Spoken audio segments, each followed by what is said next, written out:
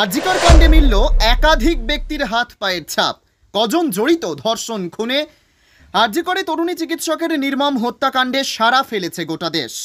হাইকোর্টের নির্দেশে এই মামলার তদন্তভার গিয়েছে সিবিআইয়ের হাতে। তারপর থেকেই ধর্ষণ খুনের মামলায় উঠে আসছে একের পর এক নয়া তথ্য। কাদম্বিনীকে নির্যাতন করার পেছনে কজন জড়িত? সেদিন রাতে আদৌ কি সেমিনার রুমেই ঘটেছিল এই নৃশংস ঘটনা? জানিয়ে তদন্তে নেমেই উদ্বিগ্ন সিবিআই আধিকারিকরা। সিবিআই সূত্রে খবর, ঘটনার আসল রহস্য জানতে বারংবার হাসপাতালে পাঠানো হচ্ছে ফরেনসিক টিম। সঙ্গে থাকছে অত্যাধুনিক 3D স্ক্যানার। কিন্তু এই গোটা ঘটনায় পুরোটাই তথ্য লোপাটের চেষ্টা করা হয়েছে, কারণ সেদিন থেকে ক্রাইম স্পটে একাধিক ব্যক্তির প্রবেশ হয়েছে। ফলে পায়ের ছাপটাও ঠিকমতো বোঝা সম্ভব হচ্ছে না। অন্যদিকে একাধিক ব্যক্তির হাতের ছাপ মিলেছে। পুরো ক্রাইম স্পট জুড়ে একাধিক ব্যক্তির হাত এবং পায়ের ছাপ পাওয়া গিয়েছে, জানিয়ে রীতিমতো সিবিআই দ্বন্দ্বে রয়েছে বলে অনুমান।